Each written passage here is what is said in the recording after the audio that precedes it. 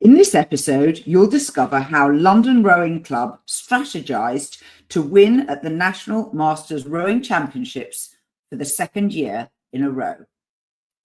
Feel the grip of the oar handle, smooth yet firm in your hands. Taste the salt of your own sweat and the occasional splash of water. It's all part of the journey. Welcome to another episode of Faster Masters Rowing Radio. Each week, our host, Masters rowing coach Rebecca Caro, dives deep into the world of Masters rowing. Whether you're on the water or in the gym, join us to become a faster master. Let's go rowing. Hello, everybody. It's great to be back.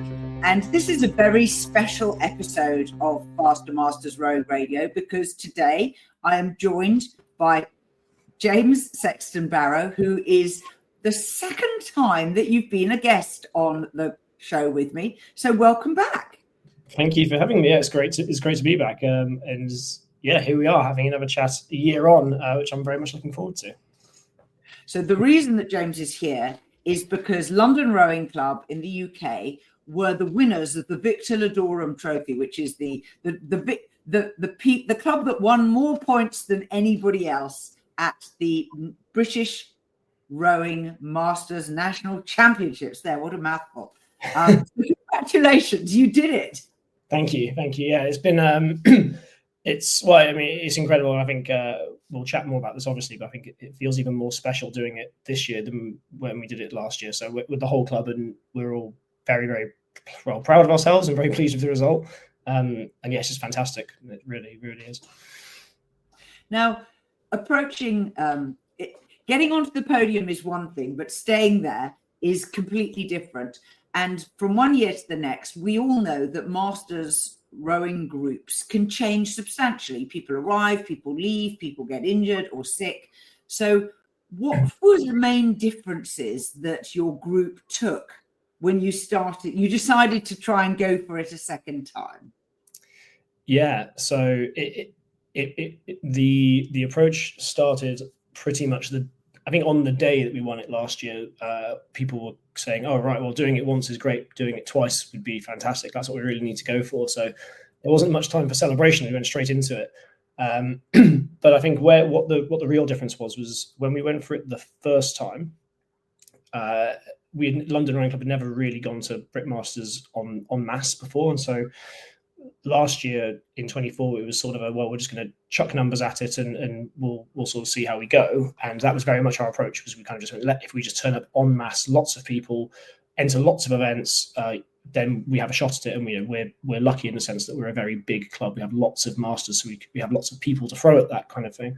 And I think, and that obviously worked for us last year, and that was successful. But I think the big mindset shift this year was, we thought, well, we can't do that again because there are other big clubs out there, and it will be they can copy, they can do the same strategy, and so we can't just rely on numbers as an approach. We have to be better, if you like, at that. And so the approach this year has been much more on still, yes, playing to our strength of having large numbers, but that those numbers have to perform at a higher level than they did the previous year because we expected to be chased down. And that indeed was the case. We saw, particularly from Kingston and from Tideway Scullers, two other very big clubs in the UK, also putting in huge numbers. In fact, they had more entries than we did. So it wasn't just a case of like, oh, London are here with lots of cannon fodder. It was, we have to perform at a higher standard. And I haven't done, I can't tell you the numbers, but the end result of that was, we did get more medals this year than we did last year. So there was a much higher standard performance this year,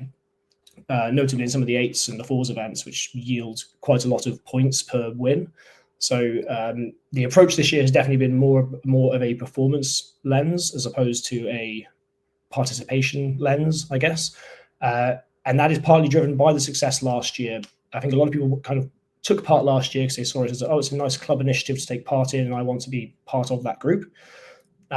Whereas this year, I think people have been inspired by the result of last year to go, oh, wow, there was so much made of that internally at the club, and there was so much pride and happiness around the success last year that they wanted to be a part of it this year, which has been a bit of a driving force for training more, getting on the water more, and I guess competing to a higher standard. So yeah, the mindset shift has very much been from a sort of one of participation to performance, and that's I believe is what has given us the result this year.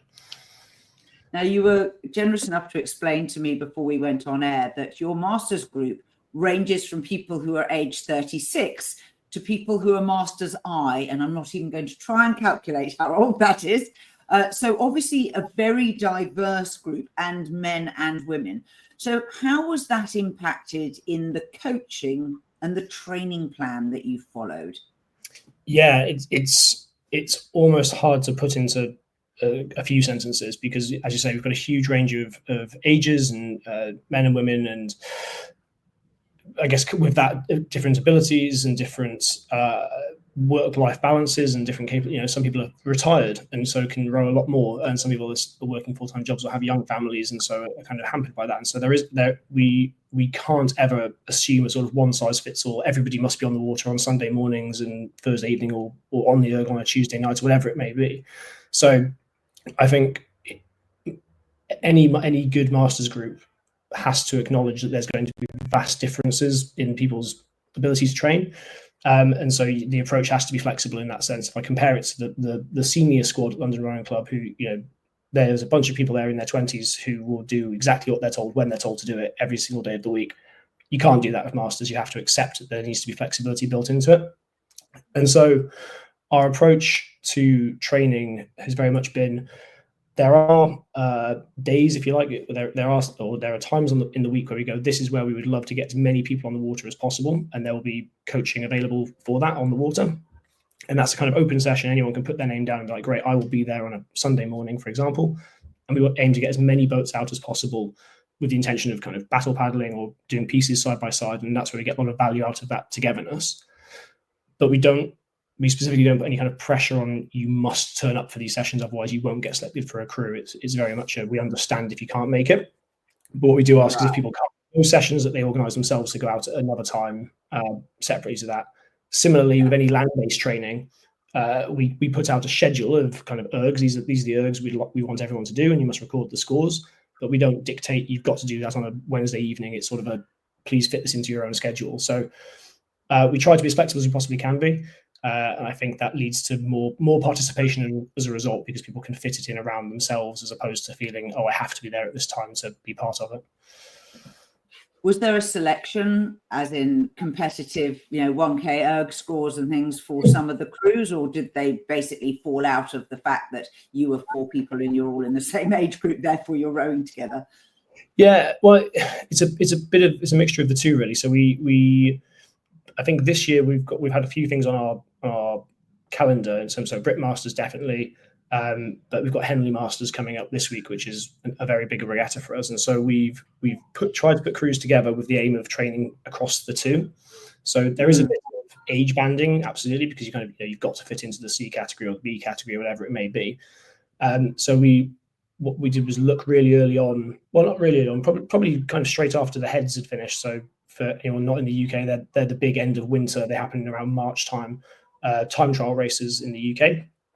After that, we got everyone in a room and sat down and said, right, well, we've got Brit Masters, we've got Henley Masters, and then World Masters after that for anybody that's really interested. We would like to put crews together pretty early on this year that can train through all of that. So we looked back at the erg scores people have been posting through the winter, race performances. So we had crews racing at the Pairs Head, at the head of the river, other races we do. So we kind of look back at the performance, combine that with a bit of age banding, which holistically out of that falls the sort of, right, you guys are a C Coxless 4, you're a B pair, you're a D8 or whatever you are. So a bit of the two. I think much like the training program, there's got to be a degree of flexibility. If we had just said it's entirely based on single scull time trial results, or it's entirely based on ergs, we'd probably have just ran ourselves into knots. Was that different from last year? Yeah, it's different in the sense that I think last year we probably tried to be a bit too strict and left it quite late in the selection of the crews. Okay. Which, yeah, so I think because last year we were kind of going into Brit Masters and didn't really have anything else on the horizon after that, so we sort of got to a few weeks beforehand and went, right, we need to put the crews in. You're a 4, you're a pair, you're an 8, whatever it was. And so we didn't really look back much at what people have been doing. We just sort of tried to age band it so that we could get as many entries in as possible. Whereas this year, like I say, we sort of selected, or semi-selected the crews in, probably end of April, which means they've had a lot of time to train in a unit together and receive in a unit together, which has been a big part in contributing towards the better success we've had on an individual crew level this year. That's really interesting. So now that you've done it 2 years in a row, what's the aftermath? Yeah, well, we've got Henley Masters in fact, in 48 hours time, people will be racing down the course at Henley Masters. So we've got a bunch of crews in there, more than we've had in the past. And it's an event that, to my knowledge, London Rowing Club hasn't won. I might be wrong here, but we have, at least to my knowledge, we haven't won an event at Henley Masters. So it'll be a really big thing for us to go down the course and get a medal or two from there. And I think we've got some good chances there. But then following that, we've also got World Masters. And what's really lovely, actually, this is nice, is when we had this conversation last year, is I think I said, it'd be great to send some crews to World Masters next year. And it was sort of a pipe dream type thing. Whereas this year, we've actually got a number of crews who based on their success at Brit Masters and through the season, have kind of gone, we're definitely going, and their entries are in and they're booking flights and hotels and whatnot. So it feels like a much bigger machine this year. So Henley Masters, World Masters. And of course, we do love going to the smaller local regattas, like Molesey Regatta, Kingston Regatta, etc. So we'll be making an effort to turn up there and get some pots, hopefully. And you've now got a Masters page on your website as well. Yes, there's a page on the website. It's londonrc.org.uk/masters. That's got all the information there. How to join. Please go give it a look. I think we're a big group, but we've definitely got the ability to take on more people. So anyone that's interested, please go to the website, have a look, and get in touch. And you said that the rest of the club is now more respectful towards the Masters group because you won something. Yeah, I mean, definitely. I wouldn't say they were disrespectful beforehand, but there's definitely been a growing sense of the group as a serious entity within it, I suppose. So London Rowing Club was founded to win medals at Henley Royal Regatta, and so as a club, that is the focus. And we won the Thames Cup and the Whitefold Challenge at this year's Henley, which is fantastic. But we are a very big club, and the Masters play a huge role in the club overall. Lots of us sit on committees and help manage the building and whatnot as well. So as well as just on the water activities, they're supporting the club as a wider entity. And I think prior to the Brit Masters win last year, I suppose the Masters group was sort of seen from a rowing point of view as like, they're over there, they kind of do their thing, and as long as they're sort of happy, then that's great. But the club perhaps doesn't put a big emphasis on the performance of that group. What's been a really big shift going through this season is that the club from the very top have gone, oh right, the Masters group is actually they can win things, and they're noteworthy, and they're out there kind of doing stuff and making a name for themselves. And so there has been a continued support through the entire year, or recognition that the Masters are going faster, and that they should be supported adequately. So whether that's equipment, whether that's coaching, whether that's just making it easier for us to get trailers and whatnot to get to regattas, all that kind of thing that goes around it. We've had a huge support from the club this year in doing that, and following this success, I hope we'll continue to get that again for years to come. Well, congratulations, and I'm obviously delighted that the Masters are higher profile inside your very successful rowing club, and I very much hope that we get to meet again, possibly in similar circumstances. Well, fingers crossed. That's the aim. I have already had people say to me, "Oh, doing it twice is great, but doing it 3 times now that's the real trick." So, watch this space. Watch this space. Thank you for your time. We are part of the RowingChat podcast network. Please tell your fellow rowers about the show. If you've learned just one helpful thing from today's episode, please consider supporting the show for as little as $1 per month by visiting fastermastersrowing.com/podcast.